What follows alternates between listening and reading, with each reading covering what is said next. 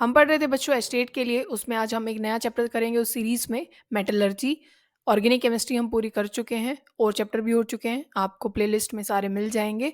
और आज हम नया चैप्टर स्टार्ट कर रहे हैं मेटलर्जी को, ठीक है। इंपॉर्टेंट चैप्टर है और से यहाँ पे क्वेश्चन पूछा जाता है, ठीक है। जैसे आपको पता होना चाहिए भाई आयरन की और कौन कौन सी हैं, या फिर वो दे देगा हेमेटाइट। हेमेटाइट लिख के बोलेगा कि आप ये बताइए कि ये कौन से मेटल की ओर है, ठीक है। तो आपको पता होना चाहिए हेमेटाइट, एक होती है आयरन की मैग्नेटाइट, एक होती है लिमोनाइट और एक होती है क्रोमाइट। देखो, अब सबसे ज्यादा कंफ्यूजन तो बच्चों हेमेटाइट में और मैग्नेटाइट में रखते हैं, ठीक है। पहले आप देखो एच आता है ना, फिर क्या आता है हमारे पास, एम आता है अल्फाबेट में। तो जो हेमेटाइट हमारे पास होता है वो क्या होता है, Fe2O3, ठीक है ना। ऑक्सीजन कम है, बाद वाले में ऑक्सीजन ज्यादा है, मैग्नेटाइट वाले में Fe3O4 है यहाँ पे। ये पहले वाला है Fe2O3 और मैग्नेटाइट में क्या हो जाता है Fe3O4, ठीक है। अगर आप किसकी बात करो, जो क्रोमाइट है वो तो सिर्फ क्या है, आयरन का ऑक्साइड है और यहाँ क्रोमियम का ऑक्साइड यहाँ पे रह जाता है। क्रोमाइट देखो, क्रो मतलब वो क्रोमियम की बात कर रहा है, क्रोमियम का ऑक्साइड भी है और सब में मैग्नेटाइट हेमेटाइट ये आ रहा है। तो क्रोमाइट मतलब आयरन का है और सिंपल ऑक्साइड है। सबसे पहले तो सी आता है बच्चों अल्फाबेट में, ठीक है। तो सिंपल उसमें आयरन का ऑक्साइड लिख दोगे और साथ में क्रोमियम का ऑक्साइड, ठीक है। और लिमोनाइट जो है उसमें क्या है Fe2O3, पर वहां पे 3 पानी के मॉलिक्यूल हैं, Fe2O3 3 वाटर मॉलिक्यूल यहाँ पे होते हैं। एल्यूमिनियम की अगर बात करो तो बॉक्साइट का पूछा गया था पहले क्वेश्चन, और ये टीजीटी के लिए भी इंपॉर्टेंट है बच्चों, और से क्वेश्चन पूछा जाता है, ठीक है। अगर आप एल्यूमिनियम की बात करें तो बॉक्साइट जो है, बॉक्साइट का क्या रहेगा, Al2O3, और साथ में कितने पानी के मॉलिक्यूल रहेंगे, 2 रहेंगे। ये चीज आपको ध्यान रखनी है, ठीक है। क्या रहेंगे, 2 पानी के मॉलिक्यूल रहेंगे। सिर्फ Al2O3 नहीं होता है, Al2O3 और साथ में क्या होता है, दो 2H2O, ठीक है। एक होती है इसकी कोरेंडम, जो सिर्फ क्या होती है, यहाँ पे पानी हट जाता है और सिर्फ Al2O3, ठीक है। ये आपको याद करने की जरूरत नहीं है, या फिर आप ध्यान रख सकते हैं कि भाई सिर्फ एक ही पानी का मॉलिक्यूल रह जाएगा तो डाइस्पोर ये हो जाती है, ठीक है। या फिर ये चीज आपको ध्यान रखनी है। फिर क्या है, मैग्नीज की है पायरोल्यूसाइड, हम उसको बोलते हैं, क्या बोलते हैं, पायरोल्यूसाइड। क्या हो जाता है MnO2। फिर पूछा जाता है भाई, बोल देंगे कि जिंक की ऑक्साइड का जो जिंक जो ऑक्साइड है उसकी और का नाम बताइए, क्या हो जाता है, जिंक साइट उसको बोलते हो, क्या बोलते हो, जिंक साइट। ये कुछ ज्यादा ध्यान रखने की जरूरत नहीं है। रोटाइल है, किसकी है, टाइटेनियम ऑक्साइड इसको बोलते हो। क्यूप्राइट आपको ध्यान रखना है, कॉपर का ऑक्साइड होता है, ठीक है।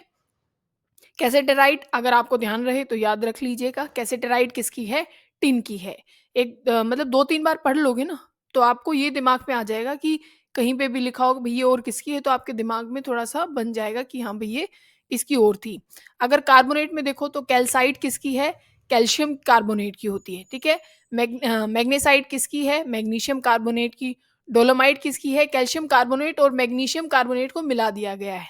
डोलो मतलब 2 आ गए यहाँ पे, और उसमें कौन है, कैल्शियम और मैग्नीशियम है, ठीक है। इसकी आप ये रहने देना, ठीक है। या अब इसमें आपको खास क्या ध्यान रखना है, इस फॉर्मूले का क्या ध्यान रखना है बच्चों, कि ये तब कॉपर पे क्या लगता है, इसको कोरोजन होता है तब कॉपर का, तब कॉपर का क्या होता है, कोरोजन होता है। तो कोरोजन, कॉपर के कोरोजन का यही फॉर्मूला है, जो उसके ऊपर जैसे आयरन के ऊपर आप देखते हो ना, जो रस्ट हो जाता है उसके रस्ट का फॉर्मूला, तो उसके ऊपर जो कोरोजन होता है, जो ग्रीन कलर की कोटिंग होती है, उसका यही फॉर्मूला होता है, कार्बोनेट और हाइड्रोक्साइड वहां पे होता है, ठीक है। मेलेचाइट उसको आप बोल रहे हो, ठीक है। ये चीज वैसे आपको ध्यान रखनी है। कैलेमाइन किसका है, कैलेमाइन है zinc carbonate, calamine zinc carbonate है।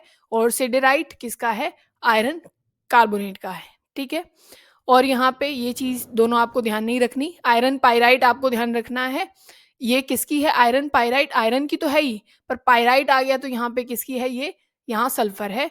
कॉपर ग्लैंस, ये सल्फर आ जाएगा, कॉपर ये तो खुद ही बता रहा है भाई कॉपर है, साथ में ऐसे ग्लैंस है। कॉपर पाइराइट, कॉपर भी है और साथ में पाइराइट। देखो आयरन पाइराइट किसकी थी, ये पाइराइट मतलब उसमें आयरन था, बोला कॉपर पाइराइट, मतलब साथ में कॉपर भी है, आयरन भी है, और उसका क्या है बच्चों, ये सल्फेट है, ठीक है। सिनेबार ये भी ध्यान रखनी है। मरकरी की एक ही आपको ध्यान रखनी है, सिनेबार, ठीक है। फिर आपके पास जिंक ब्लेंड है, क्या है, जिंक ब्लेंड। जिंक जो सल्फाइड होता है वो है ग्लेना PbS होती है, ठीक है। फिर आप किसका इसको सिल्वर ग्लैंस बोलते हैं, जैसे इसको क्या बोलते हैं, जो सिर्फ इसको गैलेना है, या अपना ये जिंक ब्लेंड है, इसको सिल्वर क्या बोलते हैं हम, ग्लेंस बोलते हैं, Ag2S को। NaCl सबको पता है, रॉक सोल्ट बोला जाता है। ये आपको बताएंगे कि कहाँ ध्यान रखना है, क्रायोलाइट फॉर्मूला भी ध्यान रखना है, Na3AlF6, ठीक है, क्रायोलाइट। तब एल्यूमिनियम की एक्सट्रैक्शन करेंगे तो वहां ये टेम्परेचर को कंट्रोल करने का काम करता है, ठीक है, टेम्परेचर कंट्रोल करने का ये काम करता है। नाम क्या है इसका, क्रायोलाइट।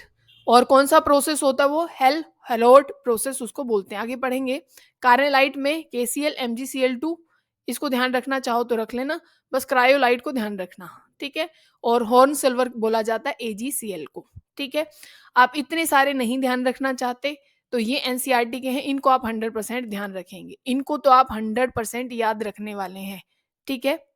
जैसे ये क्वेश्चन पूछा गया था कैलोनाइट का कि ये किसकी ओर है, ठीक है, तो वो एल्यूमिनियम की है। तो ये तो आप 100% रखने वाले हैं याद, और कुछ ध्यान रखो चाहे मत करो, ये एनसीईआरटी में है तो ये पक्का याद रखोगे, ठीक है। एक तो बच्चों आपको सारी ओर से याद करनी है, और जो मेन चैप्टर में जो चीजें हैं वो क्या क्या पढ़ना है वो आप देखो। एक तो मिनरल आपको पता होना चाहिए। मिनरल्स क्या होते हैं कि भाई जहाँ पे नेचुरल मटेरियल इकट्ठा हो जाता है ना, उसको आप क्या बोल देते हो, भाई ये मिनरल्स है यहाँ पे। पर जहाँ पे एक चीज की स्पेसिफिक की कंसंट्रेशन बहुत ज्यादा बढ़ जाती है, उसको आप और कह देते हो। जैसे कहीं पे भाई 60-70% आयरन का इकट्ठा हो गया तो आप कह दोगे कि ये आयरन की ओर है, ठीक है ना, जैसे अभी हमने ऊपर याद की है। फिर क्या है, गैंग बोला जाता है, गैंग या मैट्रिक्स, जो एक्स्ट्रा मटेरियल हो जाता है ना, जो इम्प्योरिटीज होती हैं, चाहे उसमें सैंड आ गया, चाहे रोक आ गया, क्ले आ गया, या फिर SiO2 जो सिलिका के मैटर होते हैं, ये क्या हो जाती है, गैंग हो जाता है। फिर हमें क्या करना पड़ता है भाई, ओर की ड्रेसिंग की जाती है। मतलब सबसे पहले तो आप क्या करने वाले हो, आप जो ओर आपके पास है उसको सिंपलेस्ट फॉर्म में ब्रेक डाउन करोगे, ठीक है, जिसको आप क्या बोलते हो, क्रशिंग ऑफ द ओर, या फिर उसको पल्वराइजेशन बोला जाता है, ठीक है ना, बात समझ में आ गई। फिर आप करते हो कंसंट्रेशन ऑफ, पहले तो ब्रेकिंग होगी, फिर किया जाता है कंसंट्रेशन ऑफ ओर, या फिर उसको ओर ड्रेसिंग बोला जाता है। या तो ओर ड्रेसिंग बोल लो या फिर कंसंट्रेशन ऑफ द ओर, पर पहले उसको ब्रेक डाउन करोगे, ठीक है ना। अब देखो क्या है कि जो ये प्रोसेस होगा, जो सारे मेथड आप अपनाओगे उसको कंसंट्रेट करने के लिए, उसको बोला जाता है बच्चों बेनिफिकेशन, उसको बोला जाएगा, क्या बोला जाएगा, बेनिफिकेशन बोला जाएगा। इसमें क्या क्या होता है कंसंट्रेशन ऑफ ओर में, एक तो बच्चों आप क्या करने वाले हो, दो मेथड हो जाएंगे आपके पास, क्या हो जाएंगे, दो मेथड हो जाएंगे। एक फिजिकल मेथड होता है और एक केमिकल मेथड होता है। फिजिकल मेथड में क्या हो जाता है, एक तो ग्रेविटी सेपरेशन होता है बच्चों, क्या होता है, ग्रेविटी सेपरेशन होता है, या फिर हाइड्रोलिक वॉशिंग कर सकते हो, या फिर आप बोलते हो फ्रोथ फ्लोटेशन, क्या बोलते हो आप उसको, फ्रोथ, ठीक है, हम ये पढ़ेंगे फ्रोथ फ्लोटेशन, ठीक है ना। केमिकल मेथड में आता है बच्चों लीचिंग, क्या आता है, लीचिंग आता है, ठीक है, पढ़ेंगे। अभी देख रहे हैं कि पूरा मतलब एक फ्लो क्या बनेगा, तब आप कंसंट्रेट करते हो और को, या फिर मेटल कहाँ से निकाल के लाओगे। फिर आप करते हो बच्चों ऑक्सीडेशन, क्या करते हो, जो भी आपके पास यहाँ से जो आएगा उसकी आप क्या करते हो, फिर ऑक्सीडेशन करते हो, ठीक है। ऑक्सीडेशन मतलब उसको ऑक्साइड में कन्वर्ट करोगे, जो भी चीज़ आपके पास आएगी। दो मेथड है उसके, एक को तो बोलते हो कैल्सिनेशन, क्या बोलते हो बच्चों, कैल्सिनेशन बोलते हो, और दूसरा क्या होता है, रोस्टिंग, क्या होता है, रोस्टिंग आप उसको बोलते हो, ठीक है। ये क्या है, ऑक्सीडेशन, जो मेटल ओर है उसका क्या करना, ऑक्सीडेशन करना, ऑक्साइड में कन्वर्ट करना। फिर होता है कि ऑक्सीडेशन करने के बाद फिर आप करते हो रिडक्शन उसका, क्योंकि मान लीजिए कोई मेटल है वो बन गया जैसे FeO, अब इसका ऑक्सीजन मुझे हटाना है, इसका रिडक्शन करना है, और ये सिर्फ Fe में आ जाए, यही हमें चाहिए। रिडक्शन कैसे की जाएगी, रिडक्शन की जाएगी बच्चों स्मेल्टिंग के थ्रू, क्या किया जाएगा, स्मेल्टिंग की जाएगी, या फिर H2 से रिडक्शन कर दिया जाएगा, दूसरे में क्या कर दिया जाएगा, H2 से डायरेक्ट रिडक्शन कर दिया जाएगा, या फिर किसी मेटल के थ्रू रिडक्शन किया जाएगा, किसी मेटल के थ्रू रिडक्शन किया जाएगा, या फिर ऑटो रिडक्शन हो जाएगा जैसे कॉपर में होगा, ठीक है ना। फिर की जाती है रिफाइनिंग बच्चों, क्या की जाती है, फिर की जाती है रिफाइनिंग, जो लास्ट में आप देखोगे, ठीक है ना, रिफाइनिंग। उसमें क्या होता है, वहां पे अलग अलग मेथड है, जैसे लिक्वेशन मेथड आएगा, क्या आएगा, लिक्वेशन मेथड आएगा, डिस्टिलेशन आएगा, ठीक है ना। डिस्टिलेशन के बाद आ जाएगा इलेक्ट्रोलिसिस, आप कर दोगे, क्या कर दोगे, इलेक्ट्रोलिटिक रिफाइनिंग जिसको आप बोलोगे, इलेक्ट्रोलिटिक। फिर आप कर दोगे वेपर फेज में, ये पढ़ेंगे अभी। फिर कर दोगे जोन रिफाइनिंग, क्या कर दोगे, जोन रिफाइनिंग। फिर आपका जाके कहीं मेटल प्योरीफाई हो सकता है। ये सारे मेथड हैं। ये हो सकता है भाई ये आपका किसी मेटल पे लगे, इलेक्ट्रोलिटिक वाला जैसे मेटल्स पे लगता है, NaCl पे Na को निकाल के लाते हैं, ठीक है। वेपर फेज वाला वही निकल पे, या फिर जो अपने सेमीकंडक्टर होते हैं उन पे लगता है। तो अलग अलग में ये रिफाइनिंग के मेथड अलग अलग होते हैं सबके लिए, ठीक है। पर प्रोसेस ये रहेगा, पहले ब्रेक डाउन करोगे, फिर कंसंट्रेट करोगे, फिर ये कंसंट्रेशन के अलग अलग मेथड है, फिर ऑक्सीडेशन, फिर रिडक्शन और देन रिफाइनिंग, तब आपके पास मेटल आ जाता है, ठीक है। हमने बोला कि कंसंट्रेशन ऑफ ओर, कंसंट्रेशन आपको करना है, फिर उसमें आपको क्या पता होना चाहिए, हाइड्रोलिक वॉशिंग। होता क्या है, वॉशिंग कैसे की जाती है, मान लीजिए आपने क्या किया, जैसे आप गेहूं का एग्जाम्पल ले लीजिए, हम गेहूं धोते हैं ना, उसमें ऊपर मिट्टी तैर जाती है, ऐसे ही और के साथ किया जाता है भाई। उसको सिंपलेस्ट फॉर्म में ब्रेक डाउन कर लिया था पहले तो, फिर उस और को सारी को किस में डाल दिया जाएगा, पानी में। जो हल्की जो होंगी इम्प्योरिटीज वो वहां से हट जाएंगी, और क्या रह जाएगा वहां पे, जो मेटल है वो वहां पे रह जाएगा, प्योर मेटल नहीं, जो अभी और दूसरी फॉर्म में है वो रह जाएगा। फिर मैग्नेटिक सेपरेशन की जाती है बच्चों, क्या की जाती है, मैग्नेटिक सेपरेशन की जाती है, ठीक है। या आप यहाँ से पढ़ोगे और सारा अभी जूम करके, या फिर आपको पीडीएफ मिल जाएगी, मेरा समझाने का काम है वो आप समझो। मैग्नेटिक सेपरेशन में क्या है कि भाई मान लीजिए, वो डिपेंड करता है कि या तो मेटल, जो आपके पास मेटल है, ठीक है, उसमें आपके पास इंप्योरिटीज भी होंगी और वो मेटल भी होगा उस ओर में, या तो जो मेटल है वो मैग्नेटिक नेचर का होगा, या तो इंप्योरिटी मैग्नेटिक की होंगी, तभी आप मैग्नेटिक जो है इलेक्ट्रोमैग्नेटिक सेपरेशन वो लगा सकते हो। मैग्नेट लेके जाओगे, ठीक है, अगर इंप्योरिटीज मैग्नेटिक होंगी तो मैग्नेट के ऊपर वो चिपक जाएंगी और वो अलग हो जाएंगी, या फिर मेटल मैग्नेटिक होगा तो मेटल उस पर चिपक जाएगा और वो अलग हो जाएगा। फिर आता है बच्चों फ्रोथ फ्लोटेशन। फ्रोथ फ्लोटेशन जो होता है बच्चों, हम वही है, कंसंट्रेशन करने के काम आता है, पर कौन सी ओर के लिए, सल्फाइड ओर के लिए काम आता है। ये पॉइंट आपको बिल्कुल अच्छे से ध्यान होना चाहिए। जैसे जिंक सल्फाइड ओर हो गई, उसके लिए यूज किया जाएगा, ठीक है। अब यहाँ पे क्या है बच्चों, फ्रोथ फ्लोटेशन में होता है क्या, देखो फ्रोथ का मतलब क्या होता है, जैसे भाई यहाँ पे पानी लिया जाता है और ऑयल यहाँ पे होता है, जो आपकी इम्प्योरिटीज हैं वो तो पानी के साथ मतलब क्या हो जाती हैं, डिजोल्व हो जाती हैं, या उसके साथ मतलब रहती हैं। और जो ऑयल में है वो कौन रहता है, अपनी ओर रहती है। जो मेटल वाला पोर्शन है वो किस में रह जाता है, ऑयल वाले पोर्शन में रह जाता है। अब यहाँ पे क्या किया जाता है, इसके लिए यहाँ पे एक तो हम कलेक्टर यूज करते हैं बच्चों, एक स्टेबलाइजर यूज करते हैं। क्या यूज करते हैं, एक तो कलेक्टर और एक यूज करते हैं स्टेबलाइजर। अब अगर आप स्टेबलाइजर की बात करो कि जो ये फ्रोथ है, मतलब यहाँ पे क्योंकि और इकट्ठी हो जाएगी, ये जो झाग बन जाएंगे, तो इसमें मेटल बिल्कुल पकड़ा हुआ रहे, इसमें स्पेसिफिक मेटल रहे, इसके लिए कलेक्टर स्टेबलाइजर डाले जाते हैं बच्चों, फ्रोथ स्टेबलाइजर। और वो कौन कौन से होते हैं, क्रिसोल होता है और एनिसोल होता है। कौन होता है, क्रिसोल और एनिसोल। ये इस फ्रोथ को क्या करेंगे, स्टेबलाइज करेंगे, और आप इसको क्या करोगे फिर, मतलब सेपरेट कर सकते हो, आपकी और बाहर निकल आएगी। और पानी वाली में कौन रह जाएगा, इसमें रह जाएंगे जो इम्प्योरिटीज हैं। अच्छा, कलेक्टर कौन है कि जो भाई उसमें जो पानी में जो इम्प्योरिटीज हैं उसको वहीं तक रख सके, मेटल उसमें सॉल्युबल ना हो पाए, उसके लिए किसको डाला जाता है, कलेक्टर को, जिसमें जेंथेट्स आते हैं, या पाइन ऑयल आता है, या फिर फैटी एसिड्स आते हैं। कौन आते हैं, जेंथेट्स, क्योंकि वो इथाइल जेंथेट भी हो सकता है, मिथाइल भी हो सकता है, इसी वजह से जेंथेट्स बोल दिया गया, या फिर पाइन ऑयल, या फिर वहां पे जो फैटी एसिड है वो यहाँ पे डाले जाते हैं। बोलो बात समझ में आ गई। तो ये क्या है, फ्रोथ फ्लोटेशन आप इसको बोलते हो, ठीक है, क्या बोलते हो, फ्रोथ फ्लोटेशन। फिर अगर आप केमिकल मेथड देखें कंसंट्रेशन का, कौन सा केमिकल मेथड अगर आप देखें कंसंट्रेशन का, तो उसको क्या नाम दिया गया था, लीचिंग, ठीक है ना। ध्यान से समझना, क्या नाम दिया गया था, कंसंट्रेशन और में केमिकल मेथड को नाम दिया गया था लीचिंग, ठीक है। इसमें क्या किया जाता है भाई, मान लीजिए और है, और साथ में क्या होंगी, मतलब और मतलब मेटल होगा, और साथ में क्या होंगी, इम्प्योरिटीज होंगी। यहाँ पे एक लीचिंग एजेंट डाला जाता है, क्या है, लीचिंग एजेंट डाला जाता है। तो इसके साथ और मतलब बॉन्ड बना के वो तो हो जाएगी सॉल्युबल, और जो आपके पास इम्प्योरिटीज होंगी वो क्या हो जाएंगी, इनसॉल्युबल हो जाएंगी। वो क्या हो जाएंगी, इनसॉल्युबल। तो इसको आप अलग कर लोगे, इनसॉल्युबल वाली तो अपने आप फिर अलग हो जाएंगी। जैसे अगर आप बात करें एल्यूमिनियम वाले की बच्चों, किसकी, आप अगर बात करें एल्यूमिनियम में, एल्यूमिनियम एक होता है आपके पास रेड बॉक्साइट, क्या होता है, रेड बॉक्साइट, और एक होता है व्हाइट बॉक्साइट, ठीक है। इसमें क्या होता है, रेड वाले में इसमें इम्प्योरिटीज प्रेजेंट है Fe2O3 की, इसी वजह से रेड है, आयरन क्योंकि रेड फॉर्म में प्रेजेंट होता है। और व्हाइट वाली में SiO2, ठीक है, सिलिका जो है। अब यहाँ पे लीचिंग एजेंट कौन सा है वो देखो, लीचिंग एजेंट होता है बच्चों, जैसे एक तो होता है NaOH जैसे काम कर रहा है, और दूसरा जैसे Na2CO3, क्या है, Na2CO3। अगर आप बात करें NaOH की, ठीक है, अगर एल्यूमिनियम में जो आपका रेड बॉक्साइड है Fe2O3 है, अगर वहाँ पे NaOH यूज़ किया जाता है तो इस प्रोसेस को बेयर प्रोसेस बोल देते हैं। क्या है? Bear process. क्वेश्चन कैसे पूछा जाएगा? बेयर प्रोसेस किसके लिए काम आता है, किस मेटल के कंसंट्रेशन के लिए काम आता है? एल्यूमिनियम के। यहाँ पे क्या यूज़ किया गया है? Na2CO3।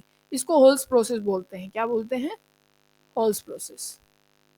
बोलो, समझ में आ गई?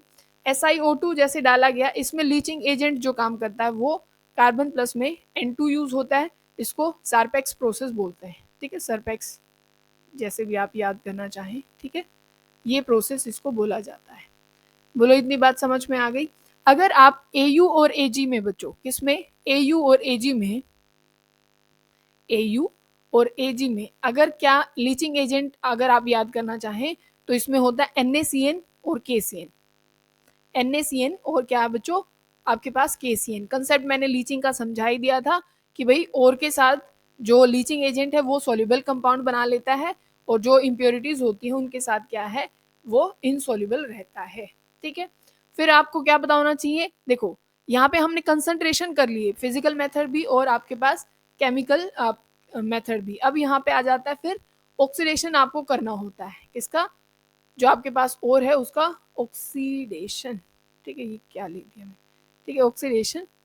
ऑक्सीडेशन आपको करना है, कैसे करना है? कैल्सिनेशन से और रोस्टिंग से। कैल्सिनेशन और रोस्टिंग। इसमें देखो बच्चों, कम कैल्सिनेशन में कम कम लिमिटेड सप्लाई ऑफ एयर आपको रखनी है। ऑक्सीजन की कमी में आपको यहाँ हीट करना होता है। जैसे जिंक कार्बोनेट की और है आपके पास, किसकी है? जिंक कार्बोनेट की। तो आप इसको हीट कर दोगे तो आपके पास क्या बन जाएगा? जिंक ऑक्साइड और प्लस में CO2। ठीक है, और कार्बोनेट की और यूज की जाती है कैल्सिनेशन में। देखो, सी से ये कैल्सिनेशन, कम ऑक्सीजन और कार्बोनेट और होगी, या फिर हाइड्रोक्साइड की और हो सकती है। ठीक है, या फिर किसकी हो सकती है? हाइड्रोक्साइड की और हो सकती है, और वो अपने फर्दर ऑक्साइड में ही कन्वर्ट हो जाएगी। किसी चीज का भी हाइड्रोक्साइड ले लेना, वो अपने किस में? ऑक्साइड में ही कन्वर्ट हो जाएगी। ठीक है, रोस्टिंग वाले में क्या होता है बच्चों? यहाँ सल्फाइड और होती है। जैसे ZnS आपने ले लिया या फिर PbS ले लिया, कोई भी जो सल्फाइड की और होगी, और प्लस में यहाँ पे ऑक्सीजन ज़्यादा सप्लाई की जाती है, और यहाँ पे क्या बन जाएगा? जिंक का ऑक्साइड यहाँ पे बन जाएगा, और साथ में SO2 गैस बाहर निकल आएगी। ठीक है, यहाँ पे आपने क्या कर लिया? ऑक्सीडेशन कर लिया। ऑक्सीडेशन के बाद क्या करने वाले हो? रिडक्शन करने वाले हो, क्योंकि ऑक्साइड में तो कन्वर्ट हो गए ना, तो आप क्या करोगे? रिडक्शन। ठीक है, क्या करना है आपको? रिडक्शन करना है। किसके थ्रू करोगे? अब देखो, ध्यान से समझना। पहले प्रोसेस को बोलते हैं बच्चों स्मेल्टिंग। क्या बोलते हैं? स्मेल्टिंग। स्मेल्टिंग होता है तब कार्बन की प्रेजेंस में ऑक्साइड को क्या किया जाए? रिड्यूस किया जाए। मतलब स्मेल्टिंग में रिड्यूसिंग एजेंट अपना कोक है, जिसको आप कार्बन बोल रहे हो। ठीक है, तो जैसे आपके पास भाई जिंक ऑक्साइड है और आप ये C डाल दो तो ये जिंक प्लस में CO आ जाएगा। जिंक प्लस में CO, तो मेटल आ गया।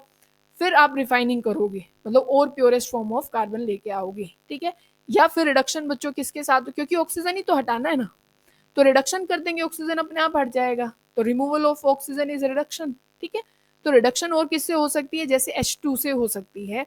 वो किसकी होगी? अपने जो निकल जो होगा, निकल की जो आप क्या करोगे? रिडक्शन, वो किसकी प्रेजेंस में? H2 की उसमें करोगे। अच्छा, और मेटल भी कर सकते हैं ऐसा। ठीक है, और क्या है? मेटल भी ऐसा कर सकते हैं।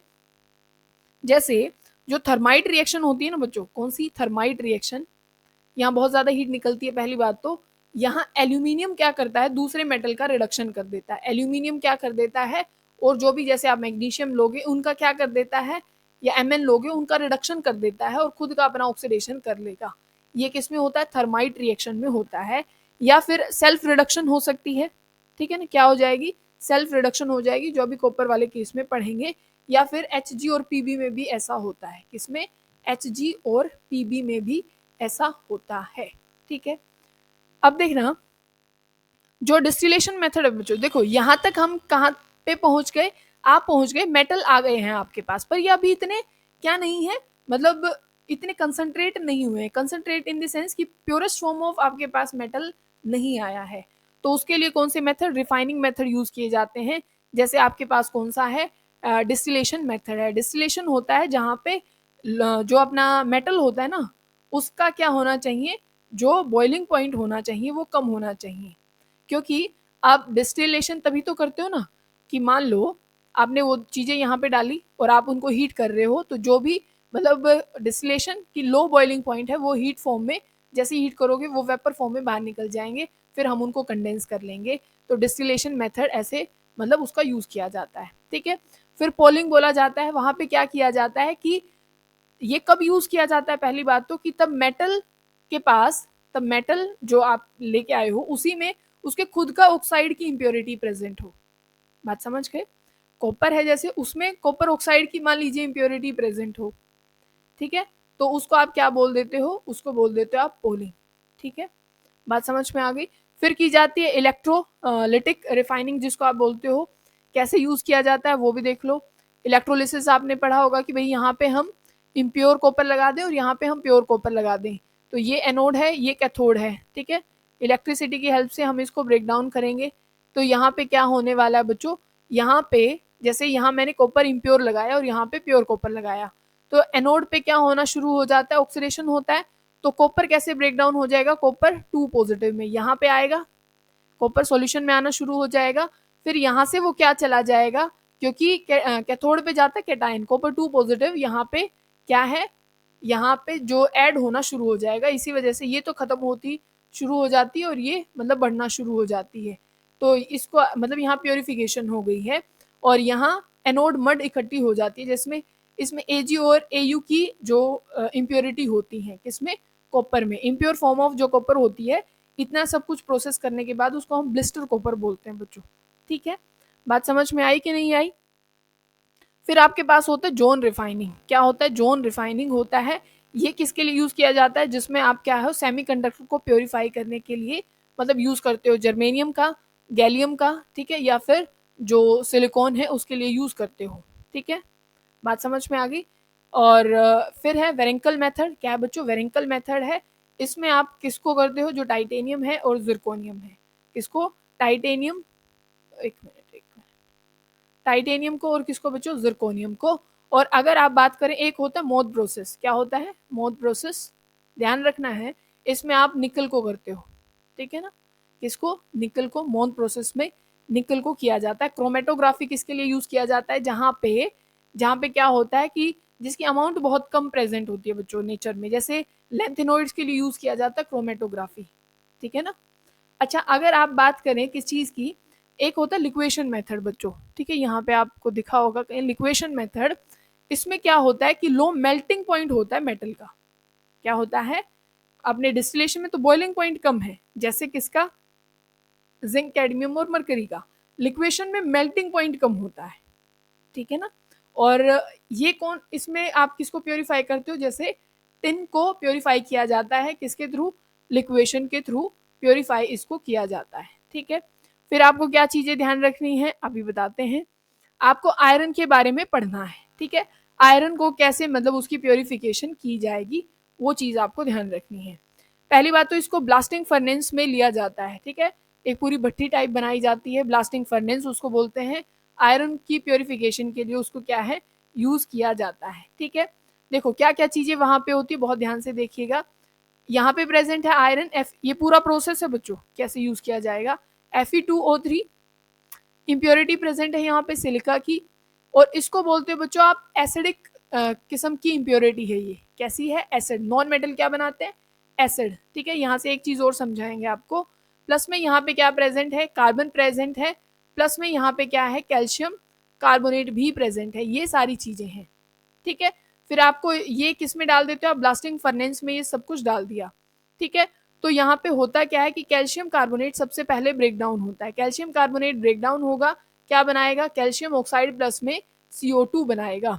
अब ये जो आपके पास कैल्शियम ऑक्साइड है ना, कैल्शियम ऑक्साइड किसके साथ रिएक्ट करता है बच्चों, ये करता है SiO2 के साथ, ठीक है। ये क्या था आपके पास, कैल्शियम ऑक्साइड, ये बना लेते हैं बच्चों CaSiO3, इसको आप बोलते हो स्लैग। क्या बोलते हो, इसको बोलते हो स्लैग। अब ध्यान से समझना, एक तो आपके पास इम्प्योरिटी होती, एक आप डालते हो बच्चों फ्लक्स, और दोनों को मिला देते हो तो बनता है स्लैग, ठीक है। अब अगर इम्प्योरिटी आपके पास एसिडिक है तो जो फ्लक्स डालोगे वो होगा आपका बेसिक नेचर का, अगर इम्प्योरिटी बेसिक है तो फ्लक्स डालना पड़ेगा एसिडिक नेचर का, ठीक है। और जो बनता है वो बनता है स्लैग। और ये कैसा होता है, ये फ्यूजिबल नेचर का होता है, मतलब कि ऐसा नहीं है कि मतलब थोड़ा सा टेम्परेचर देना और यहाँ से निकल जाएगा वो, ऐसा मतलब प्रॉब्लम क्रिएट नहीं करने वाला है। तो इसको हम क्या बोलते हैं, स्लैग बोलते हैं। और फ्लक्स जो कि जैसे मैंने अभी बताया कि उसको उसके साथ कंबाइन करेगा, एक ऐसा मतलब स्लैग बना लेगा जो कि बहुत जल्दी यहाँ से रिमूव हो जाएगा। ठीक है, तो ये यहाँ पे बन गया मतलब CaSiO3। और जो यहाँ, अब देखो नेक्स्ट यहाँ पे क्या होने वाला, पहले वो समझते हैं फिर बताएंगे कि आगे क्या होगा। ठीक है, अब यहाँ होगा क्या कि कोक मतलब कार्बन, कार्बन प्लस में ऑक्सीजन रिएक्ट करता है और CO2 बनता है बच्चों। ठीक है, कार्बन प्लस में ऑक्सीजन रिएक्ट करता है और यहाँ पे CO2 बनता है। इसको बोलते हो यहाँ, ये जोन ऑफ कंबशन होता है। क्या होता है, जोन ऑफ कंबशन। ठीक है, और यहाँ पे टेम्परेचर सबसे हाई होता है ब्लास्ट फर्नेस में 2170 के। बच्चों यहाँ पे क्या होता है, फिर होता है आप तब कोक प्लस में CO2 की रिएक्शन कराते हो, किसकी, कोक की, कार्बन की, और CO2 की रिएक्शन कराते हो, यहाँ पे बनता है CO। ठीक है, ये रिडक्शन कराएगा अब सबका। अब ये जो जहाँ पे मतलब ये रिएक्शन हो रही है मतलब कि कोक प्लस में CO2, इसको आप यहाँ पे बोलते हो जोन ऑफ हीट एब्जॉर्प्शन, आप इसको बोलते हो, क्या बोलते हो, जोन ऑफ हीट एब्जॉर्प्शन। ठीक है, यहाँ पे लगभग जो टेम्परेचर रहता है वो 1100 के आसपास आपको मिलेगा। ठीक है, 1100 आप यूँ लगा लो, कुछ भी 1100 लगभग आप यहाँ पे टेम्परेचर लगा लो, किसमें, जोन ऑफ हीट एब्जॉर्प्शन यहाँ पे होती है। ठीक है, फिर देखो क्या होगा, फिर आपके पास है Fe2O3 था ना, ये Fe2O3 हमने लिया था, प्लस में आप CO की रिएक्शन कराओगे, ये रिडक्शन कराएगा।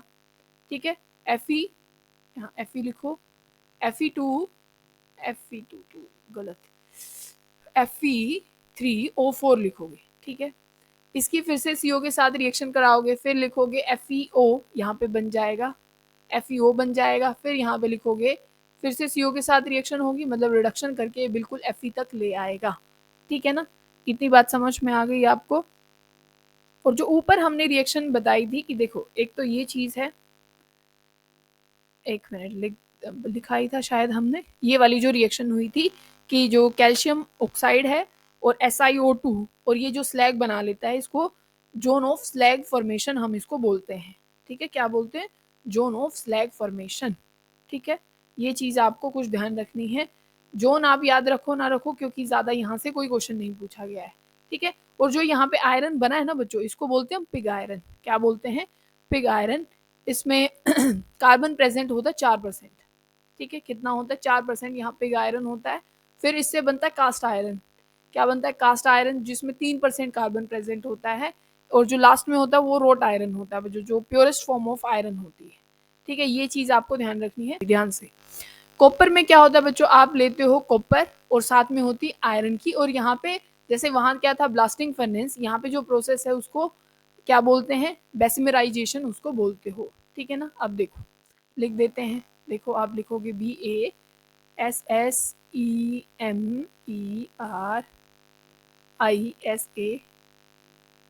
ठीक है ना, ये पढ़ लेना आप। ठीक है, अभी यहाँ पे गर्म हवा फेंकी जाती है इस प्रोसेस में। ठीक है, और किसके अंदर वो देखना, अभी कॉपर FeS2 प्लस में O2। ठीक है, यहाँ पे बनता क्या है, यहाँ बन जाते हैं दोनों के सल्फाइड Cu2S प्लस में FeS। ठीक है, अब ध्यान से समझना, इसको बोलते हैं कॉपर मैटे बच्चों। क्या बोलते हैं इसको, कॉपर मैटे, कॉपर मैटे इसको बोल दोगे, और साथ में SO2 गैस बाहर निकलेगी। ठीक है, अब नेक्स्ट देखो यहाँ पे क्या होगा, आप क्या कर देते हो, फिर इसकी हम क्या करते हैं, सल्फाइड और की रोस्टिंग करते हैं, रोस्टिंग कर दोगे, आप करोगे Cu2S प्लस में O2, क्या बन जाएगा, oxide of the copper Cu2O, और आयरन का भी यही करोगे, Fe2S प्लस में O2 कर दोगे, यहाँ पे क्या बन जाएगा, FeO ऑक्साइड, और साथ में SO2 दोनों में बाहर निकलने वाली है। ये चीज़ तो आपको ध्यान रखना है, SO2। ठीक है, अब फिर आपको क्या करना है कि भाई जो FeO है इसकी, क्योंकि यहाँ पे इम्प्योरिटी जो है, मतलब आप देखो ये कैसा है, आयरन हमारे लिए यहाँ पे as a impure form present है। ठीक है, तो ये किस फॉर्म में, बेसिक फॉर्म में होगा इम्प्योरिटी, आप यहाँ पे एसिडिक फ्लक्स डाल दो, क्या बनेगा, स्लैग बन जाएगा, FeSiO3, ये बन जाएगा यहाँ पे स्लैग। ठीक है, फिर आपके पास क्या है, कॉपर ऑक्साइड आ गया ना, और कुछ यहाँ पे प्रेजेंट रहेगा कॉपर सल्फाइड का। ठीक है, तो यहाँ पे आप क्या लिखोगे, Cu2O, और साथ में आप क्या करोगे यहाँ पे प्लस कर दोगे Cu2S को, ठीक है। यहाँ पे बन क्या जाएगा, यहाँ बन जाएगा कॉपर और SO2 गैस बाहर निकलेगी, इसको ब्लिस्टर कॉपर आप बोलते हो बच्चों। फिर इसकी आप जो रिफाइनिंग वाला मेथड है वो करोगे, ठीक है। और मैंने क्या बताया, एल्यूमिनियम का जो हेल हलर्ट प्रोसेस है, ठीक है, वो आपको ध्यान रखना है, ठीक है। जैसे आपको यहाँ मिलेगा ये रहा, ठीक है। यहाँ पे क्या है बच्चों, जो प्रोसेस मतलब आप पूरे रिफाइनिंग के लिए प्रोसेस यूज किया जाता है पूरे, मतलब यहाँ पे एनोड कैथोड लगाए जाते हैं, और पर इसका टेम्परेचर मेंटेन करने के लिए क्रायोलाइट को डाला जाता है, ठीक है। किसको डाला जाता है, क्रायोलाइट को डाला जाता है। और आप क्या करते हो कि अगर सोडियम का ऐसे ही आपको इलेक्ट्रोलिसिस करके क्या करना है, प्योरिफिकेशन, तो उसको डोज प्रोसेस आप बोलते हो। जैसे एल्यूमिनियम वाले को क्या बोलते हो, हेल हलर्ट प्रोसेस इसको बोला जाएगा, ठीक है। अब हम क्या कर लेते हैं अपने, एक ये डायग्राम आपको दिख रहा होगा, इसको बोलते हैं इलिंगम डायग्राम, ठीक है। ये किसके बीच में है, डेल्टा जी और टी के बीच में ये होता है बच्चों, डेल्टा जी और टी के बीच में। इसका काम क्या है कि इसका काम है कि किस मेटल का रिडक्शन कौन कर सकता है, उसको ढूंढने के लिए हेल्प करता है। जो मेटल जितने नीचे होता है ना, वो ऊपर वाले मेटल का रिडक्शन कर सकता है। जैसे यहाँ मैग्नीशियम एल्यूमिनियम वाले का रिडक्शन कर सकता है, ठीक है। जो ग्राफ नीचे है वो ऊपर वाले का रिडक्शन कर सकता है। मान लीजिए इस टेम्परेचर के बाद ये मैग्नीशियम का ग्राफ ऊपर पहुंच गया, एल्यूमिनियम का नीचे है। अब उल्टा है, अब एल्यूमिनियम मैग्नीशियम का रिडक्शन कर सकता है, ये ध्यान रखिएगा। तो टेम्परेचर पे सारा बेस्ड ये कंसेप्ट होता है, ठीक है। जैसे मैग्नीशियम सिलिकॉन वाले का आराम से कर देगा, क्योंकि जो नीचे ग्राफ होगा वो एक अच्छा क्या है, यहाँ पे वो किसी का भी यहाँ रिडक्शन कर सकता है। जो कुछ एलोइज याद रखने हैं, जैसे एल्यूमिनियम ब्रोंज है, उसमें एल्यूमिनियम होता है, प्लस में क्या होता है, कॉपर होता है। मैग्नीशियम होता है, इसमें एल्यूमिनियम प्लस में मैग्नीशियम होता है। वैसे भी देखो एल्यूमिना और मैग्ना, मतलब इसका साउंड आ रहा है आपके पास। फिर ये ड्यूरा एल्यूमिन है, इसमें एल्यूमिनियम होता है। ड्यूरा मतलब आप कॉपर की बात हो रही है, और साथ में मैग्नीशियम की बात हो रही है, और Mn, ये चार मेटल यहाँ पे होते हैं, Mg Mn, एल्यूमिनियम और कॉपर। ये क्वेश्चन पूछा गया है एक बारी, ठीक है। फिर आप अगर ब्रास को देखें तो ये हमने शायद कल भी पढ़ा था, ब्रास और ब्रोंज वाला। और जर्मन सिल्वर किसको बोलते हैं, तब कॉपर, जिंक और क्या होता है, निकल होता है। और ब्रोंज का कल हमने याद किया था, क्यों, यहाँ पे एसएन मेन है और इतना ही क्या होता है, यहाँ पे जिंक होता है। ब्रास में कौन होगा, कॉपर और जिंक, ठीक है ना। फिर स्टेनलेस स्टील है, जिसमें अपने पास स्टील में आयरन तो होगा ही होगा, पर वहाँ साथ में कौन मिलाया जाता है, क्रोमियम, निकल भी होता है 1% वहाँ पे, कार्बन भी होता है। स्टील में कार्बन तो होता ही है, परसेंटेज बहुत कम रहती है, निकल भी होगा और क्रोमियम भी होगा, ठीक है। फिर निकल स्टील है तो निकल होगा और आयरन तो नॉर्मल सी बात है, पर वो स्टील किसका है, निकल का है, तो निकल प्लस में आयरन। अच्छा, क्रोम स्टील है तो क्रोमियम प्लस में आयरन। इनवर है तो देखो आप आयरन बोलते हो ना, तो उससे तो आप आई ले लो, ठीक है। फिर आपके पास जो एन है, आई एन है ना, इनवर, तो आई से आयरन और एन से निकल, तो ये मतलब इनसे बनता है एल्निको। इसमें देखो एल्निको में क्या है, आपके पास एल्यूमिनियम होगा, आयरन होगा, निकल होगा, कोबाल्ट होगा, उन्हीं को मिला रखा है, एल्यूमिनियम, निकल और कोबाल्ट, ठीक है। और साथ में आयरन तो है ही, ठीक है। अब देखो आपसे पूछा गया है कि भाई एक्सट्रैक्शन ऑफ कॉपर, ठीक है, फ्रॉम कॉपर पायराइट, ठीक है। ये bessemerisation of copper oxide is reduce to copper by, किसके थ्रू ये किया जाता है, ये कॉपर सल्फाइड ही ये काम करता है। मतलब उसी को तो आप क्या बोल रहे थे, सेल्फ, आप उसको रिडक्शन बोल रहे थे, वहीं पे ऐसा होता है, ठीक है। इतनी बात समझ में आ गई है आपको। फिर आप बात करो, देखो metallurgy of aluminium, what is mixed with purified Al2O3 to lower the melting point of the mixture, Na3Al(F6), जिसको आप क्रायोलाइट बोलते हो, ठीक है, यही करता है ये। देखो ये कट गया थोड़ा सा यहाँ से question. Hall Heroult process is related with the metallurgy of which metal, aluminium से रिलेट करता है ये, ठीक है। फिर देखो विच ऑफ द फॉलोइंग, ठीक है, क्वेश्चन देखो, which of the following is a carbonate, और मतलब किसकी, जिंक की कार्बोनेट, और कौन सी है जिसको आप क्या बोलते हो, कैलेमाइन बोलते हो, ठीक है, जिंक की यही होती है। फिर देखो which of the following reaction is not involve in thermite process, thermite में क्या होता है बच्चों, एल्यूमिनियम क्या कर देता है, अपना तो ऑक्सीडेशन कर देता है, दूसरे का रिडक्शन, ठीक है। देखो सारी उसमें, यहाँ भी एल्यूमिनियम है, यहाँ भी एल्यूमिनियम है, यहाँ भी एल्यूमिनियम, इसमें ऑक्साइड है, पर होता क्या है, रिडक्शन, अपने खुद का वो ऑक्सीडेशन कर लेता है। देखो सब में Al2O3 में कन्वर्ट हुआ है, तो यही क्या है, ये इन्वॉल्व नहीं होती है। अब फिर से वही पूछा गया है आपसे, carbonate ore of zinc calamine जिसको आप बोलते हो, ठीक है। ये फिर से, और ये मैंने दोबारा नहीं किए, ये क्वेश्चन दोबारा ही पूछे गए हैं। ये प्रोसेस एल्यूमिनियम का होता है। कैलोनाइट किसकी है बच्चों? एल्यूमिनियम की है, ये बताया था आपको। यहाँ पे ये चैप्टर खत्म हो जाता है, फिर हम नेक्स्ट लेक्चर में मिलते हैं।